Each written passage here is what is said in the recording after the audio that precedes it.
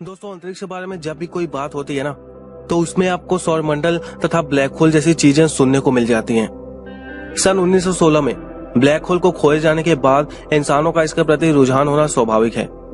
आज हर कोई black hole के बारे में कुछ न कुछ जानता है, परंतु दोस्तों, अंतरिक्ष में क्या सिर्फ ब्लैक होल ही होते हैं? शायद नहीं, क्योंकि व्हाइट होल जैसी चीजों के बारे में भी मैंने सुना है और शायद इन चीजों के बारे में ज्यादातर लोग नहीं जानते होंगे। और यही कारण है कि आज की हमारी वीडियो व्हाइट होल के ऊपर बेस्ड होगी, जिसमें मैं आपको व्हाइट होल से जुड़ी सारी चीजें बताऊंगा। दोस्तों, क्या आपको पता है कि व्हाइट होल और ब्लैक होल आपस में जुड़े हुए हैं? इसलिए आप कह सकते हैं कि ये दोनों ही चीजें एक सिक्के के दो पहलू जैसे हैं और इन दोनों ही चीजों के बारे में जानना बहुत ही जरूरी है। दोस्तों, सबसे पहला सवाल यही उठता है कि आखिर व्हाइट होल कहते किसे हैं? वैज्ञानिकों के अनुसार व्हाइट होल अंतरिक्ष में मौजूद स्पेस टाइम और सिंगुलैरिटी की एक ऐसी जगह है ना, जहां पर एनर्जी और लाइट यानी ऊर्जा और प्रकाश को छोड़कर कोई भी चीज बाहर से अंदर नहीं जा सकती है। व्हाइट होल और ब्लैक होल दोनों को ही आइंस्टाइन फील्ड ऑफ इक्वेशन के माध्यम से बनाया गया है। इसलिए कई वैज्ञानिकों का यह कहना है कि ये दोनों ही चीजें एक दूसरे के विपरीत हैं। दोस्तों, क्या आपको पता है कि व्हाइट होल किसी भी तारे से अरबों गुना ज्यादा चमकदार होता है? जो वैज्ञानिक व्हाइट होल के अस्तित्व को स्वीकारते हैं ना, वे लोग इसे वार्म होल से जोड़कर देखते हैं। दोस्तों, आप लोगों ने अगर law of conservation of energy के बारे में पढ़ा होगा तो आप लोगों को पता होगा कि एनर्जी ना तो बनाई जा सकती है और ना ही इसे नष्ट किया जा सकता है। इसे सिर्फ एक स्टेट से दूसरे स्टेट में कन्वर्ट किया जा सकता है। क्या आपने कभी सोचा है कि जब भी कोई ब्लैक होल भारी मात्रा में एनर्जी को अपने अंदर एब्जॉर्ब करता है तो उसके अंदर मौजूद ऊर्जा आखिर जाती कहाँ है? दोस्तों, वो एनर्जी ना किसी दूसरे रूप में ब्रह्मांड में ही रहता है और इसी एनर्जी से ही व्हाइट होल जैसी चीजों की उत्पत्ति होती है। इसलिए आप कह सकते हैं कि ये आपस में जुड़े हुए हैं।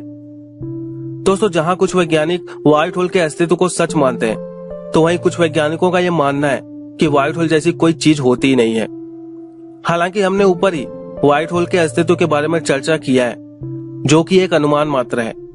अभी तक व्हाइट होल की उत्पत्ति के बारे में किसी को कोई सटीक जानकारी नहीं है। कुछ वैज्ञानिकों का यह कहना है कि अगर व्हाइट होल ब्लैक होल से बनता है और इसका विपरीत है, तो हमें यह भी मानना होगा कि ये ब्लैक होल के विपरीत एनर्जी को एक जगह केंद्रित करके सितारों और आकाशगंगाओं को अपने अंदर से बाहर निकालता है। दोस्तों, ब्लैक होल बहुत ही स्ट्रॉन्ग ग्रेविटेशनल फोर्स वाले होते हैं, यानी प्रत्येक वस्तु इनके अंदर पहुंचकर अपने सिंगुलैरिटी स्टेट में पहुंच जाती है। अब प्रश्न यह उठता है कि अत्यंत बड़े द्रव्यमान वाली चीजें जैसे तारे, ग्रह, उपग्रह ब्लैक होल के अंदर समाहित कैसे हो सकते हैं? क्योंकि ब्लैक होल का आकार तो निश्चित होता है और इस कारण इसके अंदर इतनी अधिक मात्रा में मैटर कैसे रह सकता है? इस तरह उत्पत्ति होती है व्हाइट होल के अस्तित्व की। विज्ञान के अनुसार व्हाइट होल ब्लैक होल का दूसरा हिस्सा है, जो एक वार्म होल से जुड़े होते हैं। मीन्स, जिस तरह ब्लैक होल के इवेंट होरिजन में कोई भी वस्तु पहुंचने के बाद वापस नहीं आती ना, ठीक उसी तरह व्हाइट होल के इवेंट होरिजन के अंदर कोई भी चीज घुस नहीं सकती है। इसके अतिरिक्त व्हाइट होल प्रत्येक वस्तु को बाहर निकालता है और ब्लैक होल प्रत्येक वस्तु को अपने अंदर खींच लेता है। दोस्तों, वैज्ञानिकों के अनुसार ब्लैक होल को एक टेलीपोर्ट संसाधन भी कहा जा सकता है, जो किसी भी मैटर को एक स्थान से अरबों प्रकाश वर्ष दूर किसी दूसरे स्थान पर पहुंचा सकता है, यहाँ तक कि किसी अन्य समांतर ब्रह्मांड में भी। दोस्तों, क्या आपने कभी सोचा है कि यह व्हाइट होल आखिर ब्लैक होल से किस तरह डिफरेंट है?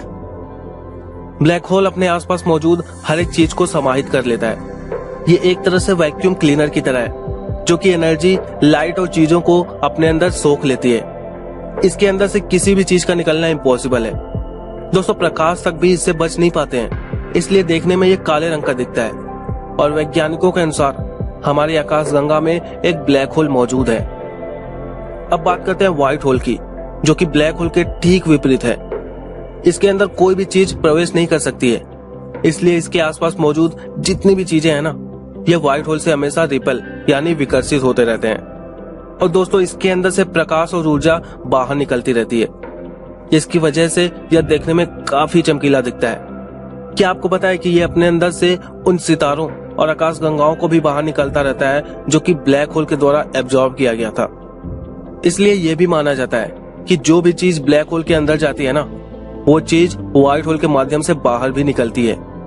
हालांकि इसके बारे में वैज्ञानिकों को अभी काफी चीजें क्लियर नहीं है, लेकिन आने वाले समय में वैज्ञानिकों को लगता है कि हमें कई जगहों पर व्हाइट होल देखने को मिल सकते हैं, जो कि ब्रह्मांड के रहस्यों को सुलझाने में काफी मददगार साबित होंगे। दोस्तों, अगर वीडियो अच्छी लगी हो तो इसे लाइक करें और अपने दोस्तों के साथ शेयर जरूर करें।